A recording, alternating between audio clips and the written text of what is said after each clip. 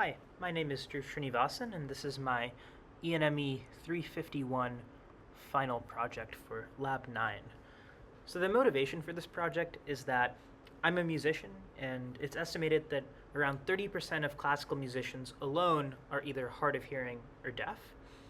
And this is largely a problem when it comes to recording music rather than playing music. When we play music, there are vibration-based metronomes that allow musicians to stay in time when practicing.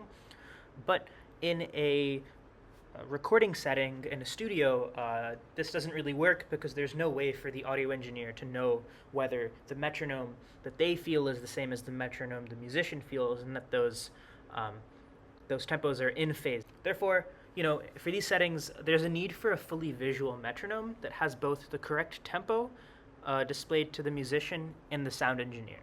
To do this, the requirements are that this metronome has a traditional swing pattern through a mini servo motor, that there's also a binary representation of time that makes no noise, since having a metronome that swings back and forth can create noise, which is a challenge when recording, and that there's also an interface for the audio engineer to see the musician's tempo. But the challenge is that when sending information back and forth, there's going to be some sort of phase delay between both the musician and the audio engineer, and so we must account for this as well, in addition to the fact that the timing itself must be highly precise.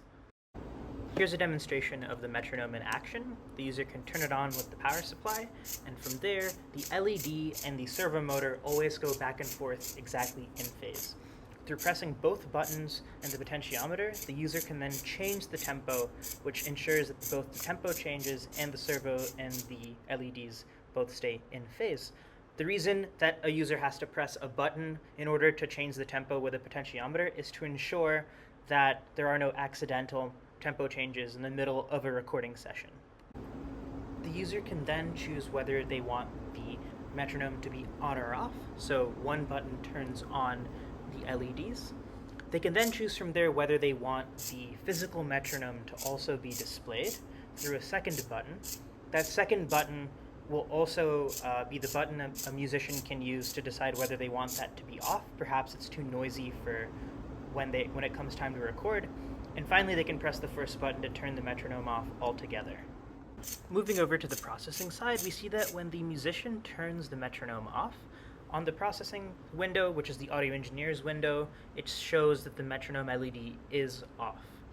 When the user then turns the metronome back on the processing screen, both a LED pops up and it says that the metronome LED is on, indicating to the audio engineer that a musician is in fact using the metronome. Here we see that we start at an initial tempo of 96, which is displayed to the audio engineer. The musician then uses the potentiometer to change the tempo, which is then reflected on the audio engineer's screen at a tempo of 142. The cool part about this is that the rate at which the green dot is blinking for the audio engineer is in phase with the LED moving back and forth for the musician. So what's going on to make sure that both Arduino and processing are both at the correct tempo and in phase? Well, first we have a timing loop to ensure that our tempo is the correct tempo. We're not saying that we're at 120 beats per minute, for example, but we're really at another tempo. In addition to that, we also have periodic sync messages sent via serial interface between Arduino and processing to ensure that the green dot that goes back and forth in processing is at the same tempo and is in phase with the LED and servo going back and forth. This allows us to stay in phase even when the tempo changes, and it also makes sure that both processing and Arduino are in phase when the metronome has been going on for a long amount of time. In addition to both of these, there's also a tiny delay that's added between sending information via the serial monitor and actuating on the Arduino to account for the delay between those actions to further make sure that both processing and Arduino stay in phase. Thank you so much for listening.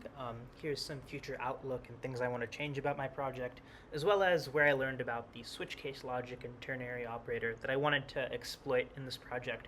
to make my code more readable and more concise when debugging and displaying.